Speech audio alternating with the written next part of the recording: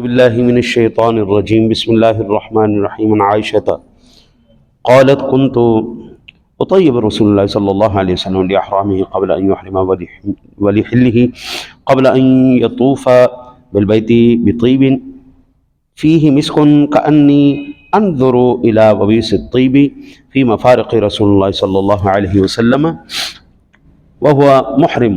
متفق عليه. حضرت ام المؤمنین امی عائشہ صدیقہ طیبہ طاہرہ سچے باپ کی سچی بیٹی، پاک دامن باپ کی پاک دامن بیٹی، وہ فرماتی ہیں، آپ کی میری اماں جان فرماتی ہیں کہ رسول اکرم صلی اللہ علیہ وسلم کے لیے میں خوشبو تیار کر رہی تھی. آپ احرام کے لیے احرام باندھنے سے پہلے اور آپ کے کھلنے کے لیے طواف بیت اللہ سے پہلے ایسی خوشبو جس میں مشک ہوتا تھا، گویا رسول اللہ صلی اللہ علیہ وسلم کی مانگ میں خوشبو کی چمک بحالت احرام دیکھ رہی ہوں. اس کو امام بخاری علیہ رحمہ نے اور امام مسلم نے دونوں نے نقل کیا ہے.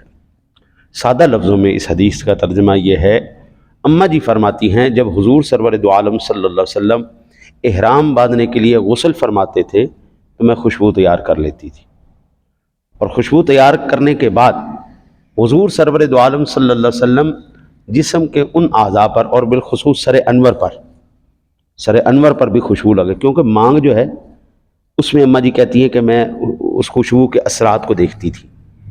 سر پہ بھی خوشبو لگانا یہ رسول اکرم صلی اللہ علیہ وسلم. اماں جی کہتی ہیں جب حضور غسل فرما کے آتے تو حضور خوشبو لگاتے. خوشبو لگانے کے بعد پھر آپ احرام باندھتے، پھر آپ نفل ادا فرماتے، پھر آپ تلبیہ فرماتے. ٹھیک ہو گیا؟ یعنی اس حدیث پاک سے، بخاری مسلم کے حدیث پاک سے ہمیں یہ پتہ چلا کہ احرام باندھنے سے پہلے، نیت کرنے سے پہلے، غسل کے بعد خوشبو لگانا بالکل جائز ہے، اور جسم کے ان اعضاء پر جو کہ احرام باندھنے کی حالت پر جسم پر ٹچ نہ ہو، وہ جسم سے ان پر لگے نہیں. میں نے بھی ایسے ہی کیا تھا. میں خوشبو یہاں سے لے کے گیا تھا، ہم نہا کے خوشبو لگاتے تھے، گردن کے پاس لگاتے تھے کہ احرام یہاں پہ نہیں آتا، داڑھی کے اوپر لگاتے تھے، بال پہ لگاتے تھے، سر پہ لگاتے تھے، یعنی وہ حصے جو احرام باندھنے کی حالت میں آپ کے ان کے ساتھ نہ لگے اور خوشبو نہ لگے. احرام باندھنے کے بعد یہ حرام ہے. احرام باندھنے کے بعد آپ نہیں لگا سکتے، نیت کرنے سے پہلے نہانے کے بعد. اب میں گیا تھا اگست کے اندر، اگست ہوتا ہے حبس کا مہینہ، اور جب وہاں پر ہم گئے تھے، ایک تو اگست کا مہینہ تھا، دوسرا ربیع الاول شریف کا مہینہ تھا، اور کراؤڈ تھا کمال کا. اللہ اکبر.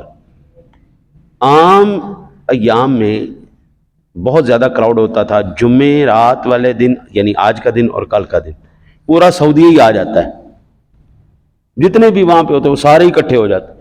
پھر اتنی خلقت ہو جاتی ہے کہ نیچے تو آپ بھول ہی جائے نا کہ آپ نیچے مطاف میں آ کے طواف کریں گے. یہ پہلی منزل پہ یا دوسری پہ یا پھر تیسری پہ جا کے آپ کو جگہ ملے گی.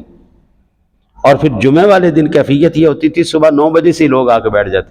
کئی تو ایسے جیالے تھے وہ فجر کی نماز پڑھ کے ہی بیٹھ جاتے، جنہوں نے نیچے جگہ لینی ہوتی ہے نا جی مطاف کے قریب، حرم شریف کے قریب، وہ صبح سے ہی بیٹھ جاتے ہیں. میں کہتا ہوں جی سبحان اللہ سبحان اللہ. اب پھر وہاں پر گرمی تو اپنی شدت دکھاتی ہے نا، قبلہ پسینہ بھی آتا ہے. ہر ایک کا پسینہ ایسا نہیں ہوتا کہ وہ بدبودار نہ ہو، اس لیے خوشبو لگائی جاتی ہے تاکہ وہ اگر پسینہ آئے بھی تو بدبو نہ آئے، جسم سے بدبو نہ آئے. بعض مرتبہ جب بندہ طواف کر رہا ہوتا ہے نا جی، تو کراؤڈ کے اندر پھنستا ہے، تو پسینے کی بدبو جب آتی ہے نا تو بڑی تکلیف اور کوفت ہوتی ہے. ہر ایک رنگ نسل کا وہاں پہ بندہ آیا ہوا ہے، ہر ملک سے آیا ہوا ہے. عام آدمی کا اتنا پسینہ بدبودار نہیں ہوتا. جس نے کبھی خوشبو نہ استعمال کی ہو، یا مرض ہو، زیادہ چربی ہو، اس کا پسینہ بڑا بدبودار ہوتا ہے. وہ پھر نہ ایک تو حرم شریف کا بھی وہ تقدس نہیں پامال ہوتا ہے، تقدس نہیں بحال رہتا. اس لیے یہ معاملات کر لینا بہتر ہے کہ احرام سے پہلے خوشبو لگا لینا جائز ہے، اگرچہ وہ اس کا اثر باقی رہے. یہ جو ہے آج کل پرفیوم ہے نا جی، یہ تو وہ نہیں چھوڑتے اثرات، لیکن جو عطر ہم لگاتے ہیں نا جی، جب ہم ایسے قمیض پہ لگائیں نا جی تو قمیض پر اس کا رنگ باقی رہ جاتا ہے، رنگ باقی، داڑھی پہ لگا دیں یا سر پہ لگائیں تو خوشبوؤں کے اندر رنگ بھی جو ہے نا وہ اپنا اثر باقی رکھتا ہے، اگرچہ خوشبو تو ختم ہو جاتی ہے لیکن اس کا رنگ باقی رہتا ہے۔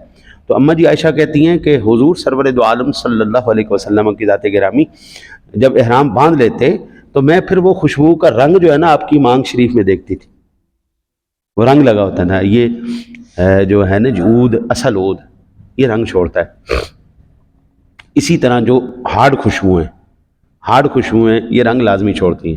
اچھا جی، ایک وجہ اس کی یہ ہوتی ہے کہ ان کے اندر قدرتی طور پر رنگ ہوتا ہے۔ دوسری وجہ یہ ہوتی ہے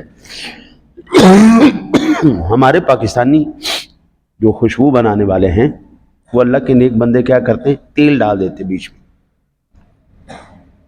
تیل ڈال دیتے ہیں، وہ تیل از خود جو ہے نا وہ رنگ چھوڑتا ہے، اپنا تیل اپنا رنگ چھوڑتا ہے، زیادہ کرنے کے چکروں میں پھر مصنوعی رنگ بھی ڈال دیتے ہیں، فوڈ کلر ڈال دیتے ہیں، کہتے ہیں فوڈ کلر، لیکن فوڈ کلر نہیں ڈالتے، انڈسٹریل کلر ڈالتے ہیں، وہ اتنے خطرناک ہوتے ہیں، وہ بعض مرتبہ آپ کپڑوں پہ لگ رہے ہیں نا آپ کے، تو کپڑے دھونے کے بعد بھی ان کے اثرات باقی رہتے ہیں، کیونکہ وہ فوڈ کلر نہیں ہوتے، وہ انڈسٹریل کلر ہوتے ہیں، وہ بڑے مضبوط اور بڑے پکے ہو جاتے ہیں۔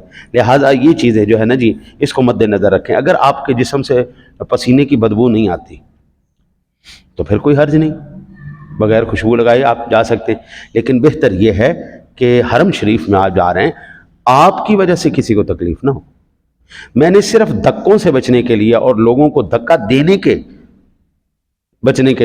بچنے کے لیے میں نے حجر اسود کو لمس نہیں کیا، اس کا بوسہ نہیں، کیونکہ بھائی خلق آپ دیکھیں نا جی، ایک وقت میں 15 سے 20 لاکھ بندہ وہاں پہ موجود ہوتا ہے، اور 20 لاکھ بندے کے ہوتے ہوئے آپ حجر اسود تک پہنچ جائیں بغیر کسی کو تکلیف دیے، بغیر کسی کو دھکا دیے، بغیر کسی کو معاملہ کیے، یہ ممکن نہیں، یہ ممکن۔ ابھی میرے شاگرد گئے، انہوں نے کہا استاد جی میں نے نا وہاں حجر اسود کا بوسہ لینے کے لیے میں نے تو ایسا ادھر سے میں نے مارا کندھا، ادھر سے میں نے مارا، اور میں دھکا دے دلا کے میں ادھر چلا گیا، اور جب میں نے ایسے سر اندر کیا واپس اب میرا نکلے نا، پیچھے کراؤڈ اتنا، پھر میں نے پاؤں رکھا آگے سے، جب دھکا دیا پیچھے، میں نے پیچھے دھکا دیا تو میں اڑ کے جب پیچھے گیا ہوں تو کہتا ہے جی میرا پھر احرام بھی کھل گیا۔ اب دیکھو نا یہ کتنی خطرناک بات ہو گئی، ہاں جی۔ پھر کہتا ہے ایک ہاتھ میں میرا احرام تھا کہ وہ گر نہ جائے، ایک ہاتھ میں جو نا وہ چادریں بھی، وہ نیچے بھی، اور یہ بس بڑی، کہتا ہے جی بس مرتا مرتا میں باہر نکلا ہوں۔ میں نے کہا تجھے کس نے کہا تھا اتنی تو تکلیف کر، دور سے بسم اللہ اللہ اکبر تلوی کر دے، بس التما کر، ہے جی، بسم اللہ اللہ اکبر کر، چوم لے، سرکار دو عالم صلی اللہ علیہ وسلم نے چونا، اتنے کرنے کی ضرورت نہیں تھی۔ ان ایام جمعرات اور جمعے کے دن تو یہ غلطی کرنی ہی نہیں چاہیے کہ آپ اندر گھس جائیں، دور دور سے آپ کو سکون سے طواف مل جاتا ہے۔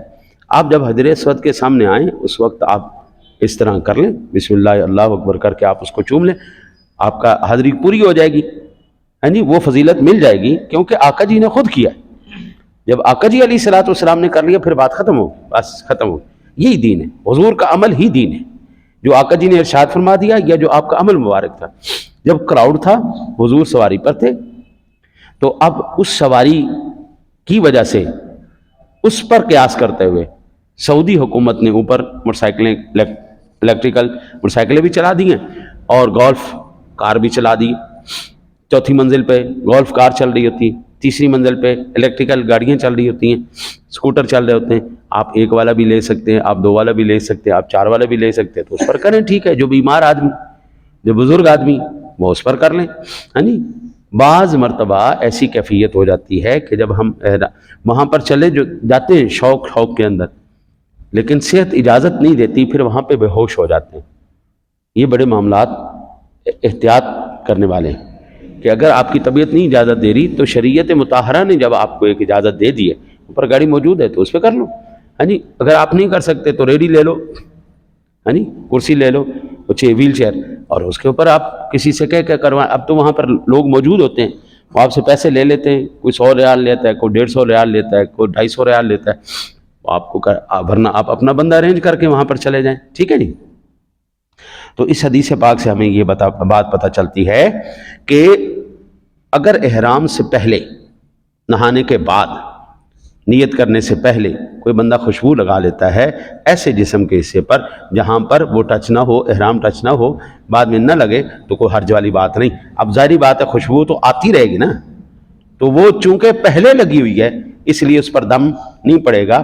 بعد میں لگانا، احرام باندھنے کے بعد، نیت کرنے کے بعد، تلبیہ کہنے کے بعد پھر خوشبو لگائی تو پھر دم پڑے گا۔ اللہ تعالیٰ سے دعا ہے اللہ تعالیٰ آپ کو مجھے عمل کی توفیق عطا فرمائے۔